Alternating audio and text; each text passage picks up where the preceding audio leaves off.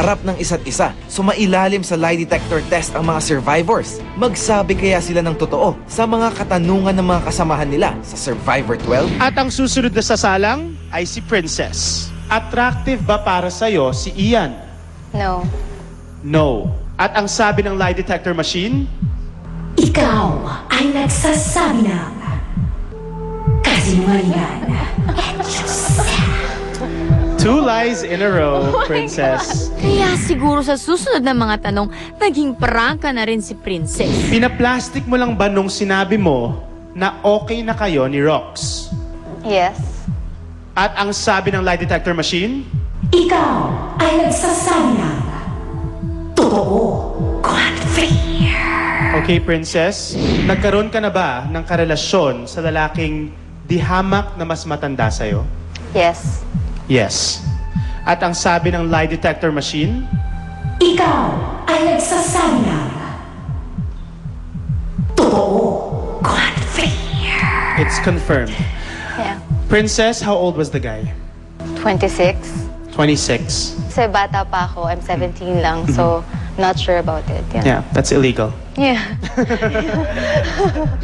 Walang false humility si Seth pagdating sa sayaw. Kasi pag sa sayaw,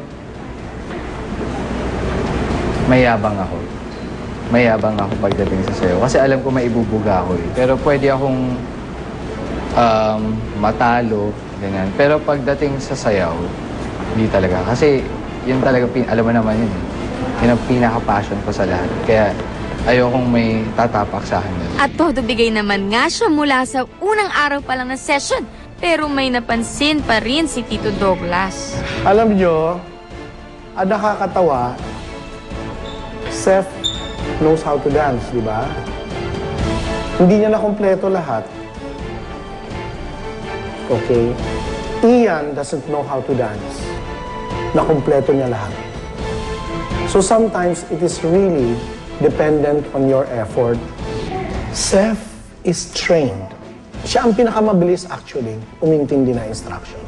Ang problema kay Seth, pag tumugtog na at umandar na lahat ng tao, nagpapanik. At mukhang ang ibang girls rin, nagpapanik dahil sunod-sunod silang naboboljack from Princess. Princess, paano mo umpisahan isang bagay kung nakatunganga ka?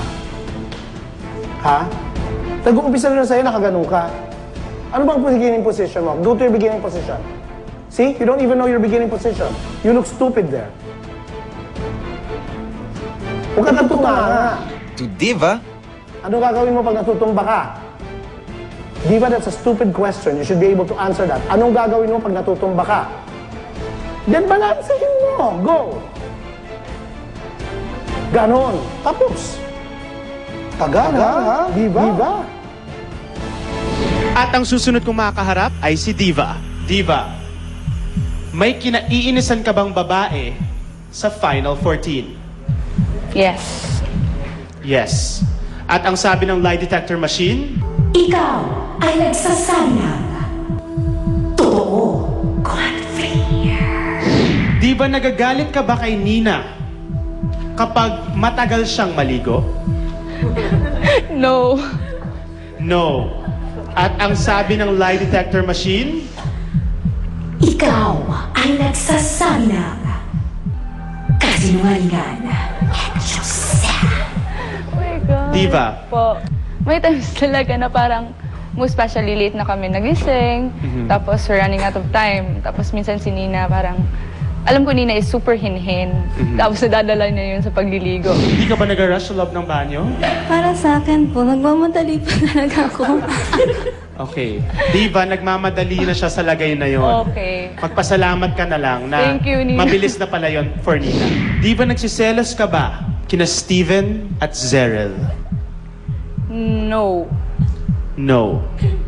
At ang sabi ng lie detector machine? Ikaw ay nagsasabi ng kasinungalingan. In the first place, wala akong karapatang magselos. Diba? At sa sunod-sunod na pagtatanong namin ay naging emosyonal na naman si Diva. Ginagamit mo ba ang pag-iyak para maawa sa'yo ang council at ang viewers? No. No. At ang sabi ng lie detector machine? Ikaw ay nagsasabi ng totoo.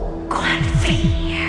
Sadyang iyakin ka lang? Opo, super iyakin. Kahit simple things, kahit selos sa friends. Kasi yung way ko na pinapalabas ko yung emotion. Mas naiiyak kaya si Diva sa mga pagkakataong sinabi niya na wala siyang karapatan magselos? Nag-kiss na ba kayo ni Rai? At ang sabi ng lie detector machine? Ikaw ay nagsasabi ng